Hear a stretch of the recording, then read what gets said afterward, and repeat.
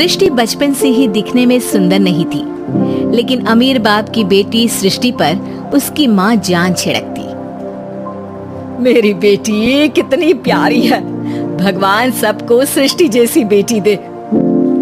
सृष्टि धीरे धीरे बड़ी होती है। एक दिन सृष्टि की सहेली कहती है, तू दिखने में कितनी अजीब सी है, लेकिन मैं जानती हूँ हम सब में सबसे अच्छी शादी तो तेरी ही होगी। तेरे पापा अमीर जो है। और बता नहीं सकते यार, दहेज तो हर कोई देता है, ये क्या ज्यादा ले जाएगी अपने पति के लिए? अरे बड़े शहर में कोठी है इसके पापा की। अरे पापा की है ना, कौन सी इसकी है? इसकी होती तब तो कोई भी लड़का इससे शादी कर लेता। अरे पापा की मतलब पापा की है तो मेरी ही है ना? किसने कहा? अब तेरी तो तब होगी ना जब तेरा भाई ना हो। वैसे भी शादी के बाद सारी प्रॉपर्टी भाई के नाम होती है। सृष्टि समझ जाती है कि उसे किसी भी हालत में माँ बाप की सारी प्रॉपर्टी को अपने नाम करना है, लेकिन कैसे? एक दिन सृष्टि का भाई शीनू कहता है, बहन क्या कर रही है? तुझसे एक बात करनी है। अरे हाँ करना, मैं तो तेरी बहन हूँ। बहन मेरी लाइफ में ना एक लड़की है, बहुत अच्छी है। मैं सोच रहा हूँ माँ और पापा से बात करूँ शादी के लिए। सृष्टि को समझ में आ जाता है कि भाई की शादी होते ही भाभी उसे एक दिन भी घर में बर्दाश्त नहीं करेगी। क्या बात है भाई, बताना कौन है वो? यार वो बहुत अच्छी लड़की है, पढ़ी लिखी है, मेरे साथ जॉब भी करती है। बस एक प्रॉब्लम है।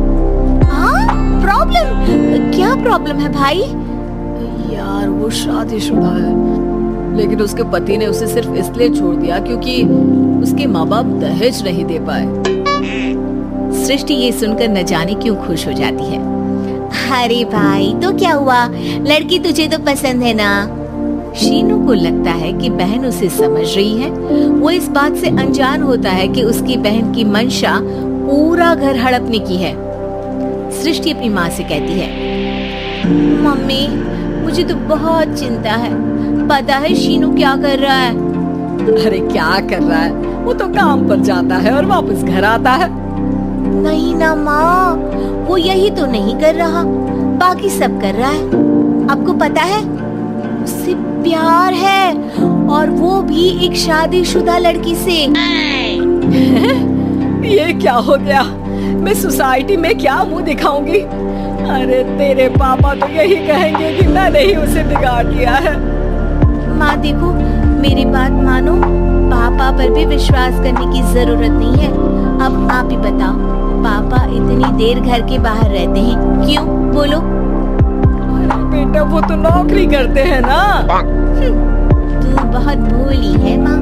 पापा का ऑफिस तो 7 बजे खत्म हो जाता है, लेकिन देखो कितनी देर से आते हैं।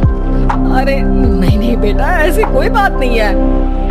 सृष्टि माँ को एक औरत से बात करते पिता की फोटो दिखाती है। देखो माँ कैसे है पापा, मैं ना कहती थी कि पापा सही नहीं है। मैं तेरे पापा से बात करूंगी, दे फोटो मुझे। ओ माँ, वो तो डिलीट हो गई।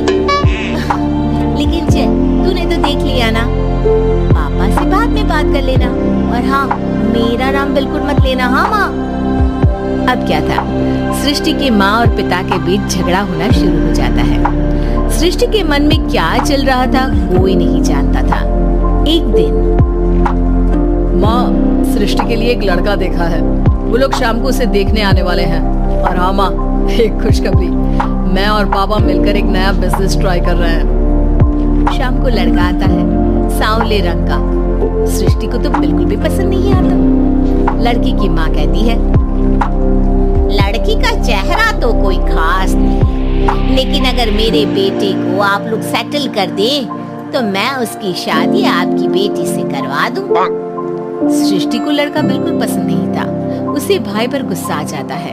लड़के वालों के जाने के बाद कहती है, माँ देखा शीनू मेरे लिए कैसा लड़का लेकर आया, न दिखाने लायक न सुनने लायक, सेटल भी नहीं, वो भी हम करे। अरे माँ, मैं जानती हूँ ये मेरी शादी किसी भी घर में क्यों करवाना चाहता है। अरे कैसी बात कर रही है बहन, तूने तो देखा ना, लड़के को मैंने ही मना कर दिया तुझसे शादी के लिए। जिसने लड़का बताया था उसने उसकी बहुत तारीफ की थी। बात आई गई हो जाती है, लेकिन सृष्टि का मन शांत नहीं होता। क्या करूँ, कुछ समझ में नहीं आ रहा। मेरी शादी हो गई तो ये लोग पूरी प्रॉपर्टी शीनू के नाम कर देंगे। मेरे हाथ तो कुछ लगेगा ही नहीं।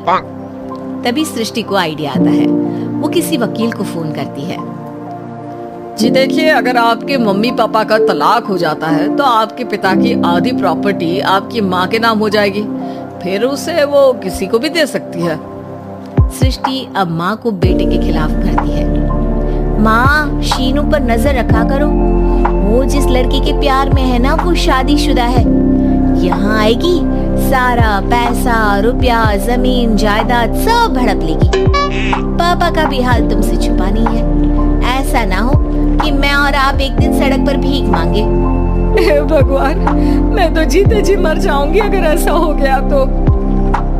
ऐसा हो गया नहीं माँ, ऐसा ही होगा। अभी समय है, आगे का सोच लो।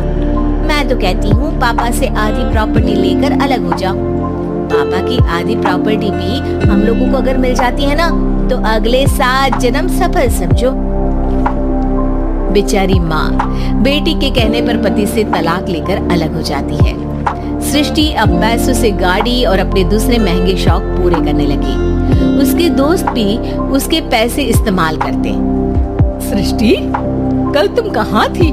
मैं सारा दिन घर पर अकेली थी। तो मैं क्या करूं? मैंने ठेका तो नहीं लिया है ना तुम्हें संभालने का। माँ को सृष्टि से ये उम्मीद नहीं थी। वो बैठकर रोने लगती है। वहीं उसका पति यानी कि सृष्टि के पिता आ जाते हैं। मैं जानता था कि तुम्हारा यही हाल होगा, तो आपने मुझे रोका क्यों नहीं? मैं रोकता तो तुम रुकती क्या? सृष्टि के कहने पर तुमने मुझ पर, अपने बेटे पर शक किया, लेकिन तुम ये भूल गई कि कैसे हम दोनों ने मिलकर जीवन में इतना सब खड़ा किया। माँ पति के गले लग जाती है। मुझे माफ कर दीजिए, मैंने आपकी कमाई का एक बड़ा हिस्सा गवा दिया। कोई बात नहीं, तुम साथ हो तो मैं ऐसी 7 प्रॉपर्टी खड़ी कर दूंगा। तभी वहाँ सृष्टि आ जाती है रोते हुए। माँ, मयंक ने मुझे छोड़ दिया। वो बोल रहा था जब तक मेरे पास पैसे थे तब तक ही वो मेरे साथ था। पापा, माँ, मुझे माफ कर दीजिए।